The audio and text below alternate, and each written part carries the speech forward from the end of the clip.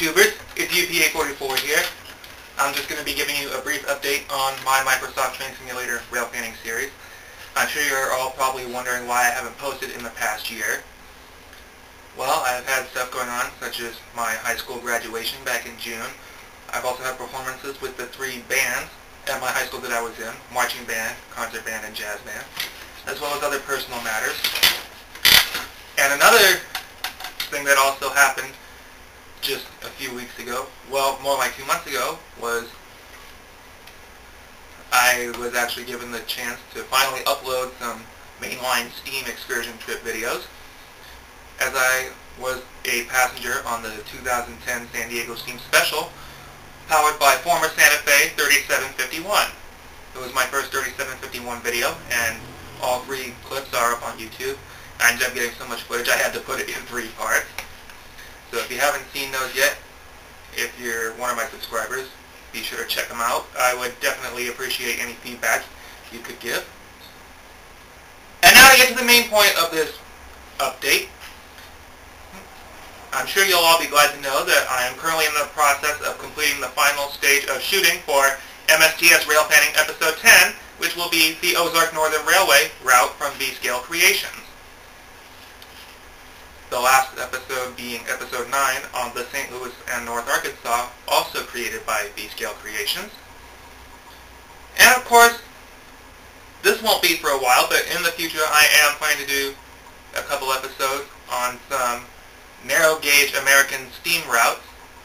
Those will be the Freeware Cumbres Pass route by Andy Miller, which of course any of you YouTube users who know that route, you'll probably now know it today as the Cumbres and Toltec Scenic Railroad.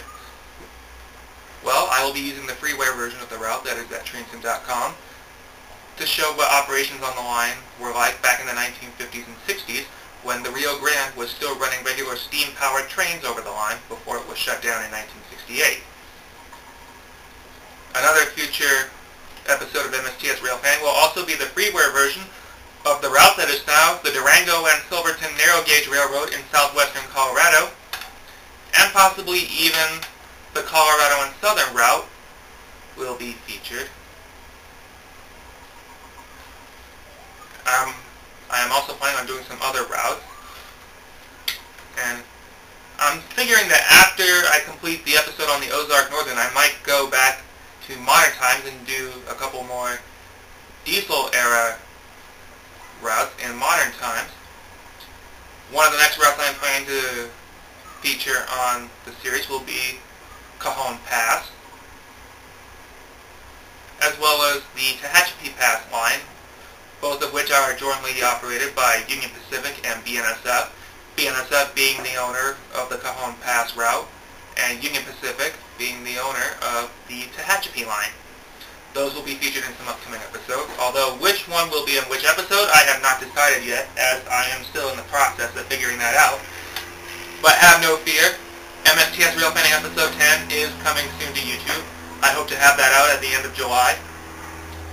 And I'm going to hopefully be uploading a sneak peek of Episode 10 within the next couple of days, so you can all take a look at what you'll get to see when Episode 10 finally comes to YouTube at the end of July. Well, I need to get back to work to a personal project I am working on. Like I said, have no fear. Episode 10 is coming out on YouTube, which will hopefully be up at the end of the month. And I will also have a sneak peek coming up in a few days, so you can all get a sample of what you're going to be witnessing when Episode 10 does get uploaded to my YouTube channel.